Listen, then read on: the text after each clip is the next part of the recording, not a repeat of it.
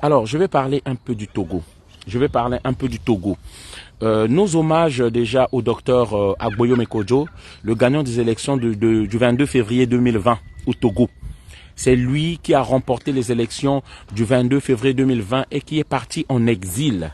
Voilà. Et aujourd'hui, après sa mort, nous pouvons dire là où il était au Ghana. Il était au Ghana. Et il est mort d'une crise cardiaque. Jour pour jour, 2 mois après la mort de Monseigneur Kodjo, ancien président de l'Assemblée nationale, à 94 ans, en Suède. Voilà. 2 mois jour pour jour.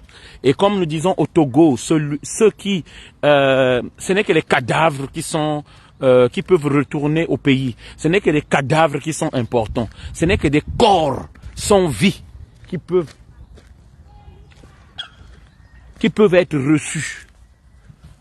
Ce n'est que des corps sans vie qui peuvent être reçus au Togo, parfois en Gnassingbé. Beaucoup ignorent, moi je peux vous dire, on pense parfois que c'est Alassane Dramane Ouattara qui est plus dur en Afrique de l'Ouest comme dictateur, qui est plus sévère, qui est plus cruel. Mais moi je vous dis aujourd'hui, Faure Gnassingbé, lorsqu'on pense qu'il joue les médiateurs, lorsque certains pensent que il est avec l'AES, c'est un panafricain, vous vous trompez lourdement. En fait, nous disons bien que c'est une marionnette toujours de l'impérialisme français. C'est une marionnette du colonialisme, Faure Gnassingbé.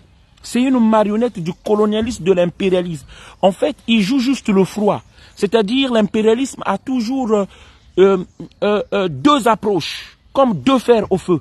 A toujours 2 approches. L'un côté le plus dur et un côté pour adoucir. Et Faure Gnassingbé joue le côté pour adoucir, pour jouer les amis, pour ouvrir les frontières, ouvrir les ports et avoir la confiance. Comme ça, lorsque l'aile dure va rater, on rentre dans l'aile facile.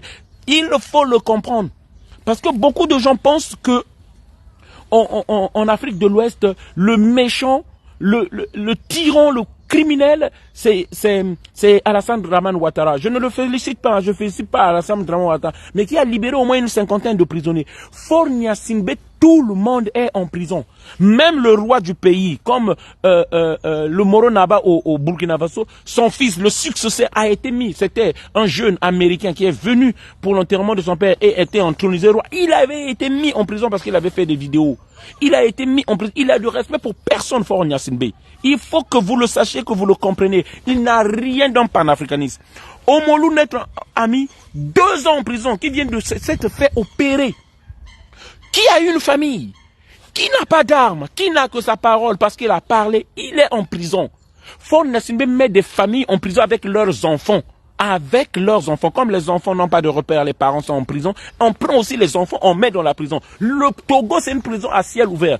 Un petit pays de 56 000 km² à peine, hein, de 8 millions d'habitants à peine. Mais d'une cruauté qui ne dit pas son nom. D'une cruauté qui ne dit pas son nom. Hein? Même nous qui croyons au Congo dans le goulag, mais au Togo c'est pire, de pire en pire. Vous parlez, ils n'entendent pas, ils sont aveugles. Et d'autres personnes pensent que, parce que Faure Gnassingbé avec l'AES, il n'est pas avec l'AES. Le jour qu'ils auront l'occasion, qu'il est derrière Assimi Goïta, il a l'occasion, qu'il ne finit pas, il recevra l'ordre de ses maîtres de poignarder Assimi Goïta.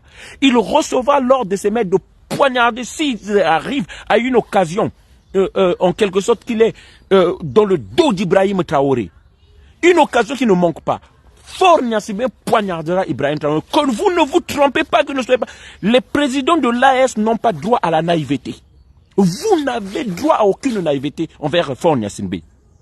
C'est une marionnette de l'impérialisme français, du colonialisme américain, de l'impérialisme américain. Et nous le savons, les amis. Il ne faut pas qu'on se trompe. Il ne faut pas qu'on se trompe. Voilà. Jean-Paul Omolou est en prison. Ça fait bientôt 2 ans. Quelqu'un qui n'a pas d'armes. Quelqu'un qui n'a que parlé. Mais donc ces menaces, on va dire, sont dans le vide. Mais il est en prison. Tout le monde est en train de quitter le pays. Tipi Atchadam, celui qui a fui le Togo en 2019. Lorsqu'en 2017, il a secoué le pays, le parti panafricain. J'oublie bien le nom là.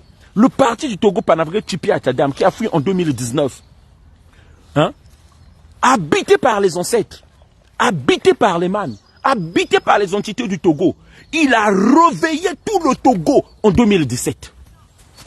Nous tous, même à Paris, on était dehors. Plus de 5 millions ou 4 millions de Togolais étaient dehors. Tout en rouge, on a vu ces images-là. Tout en rouge. Tipi Atchadam, il a fui. Là, Monseigneur Kodjo est mort.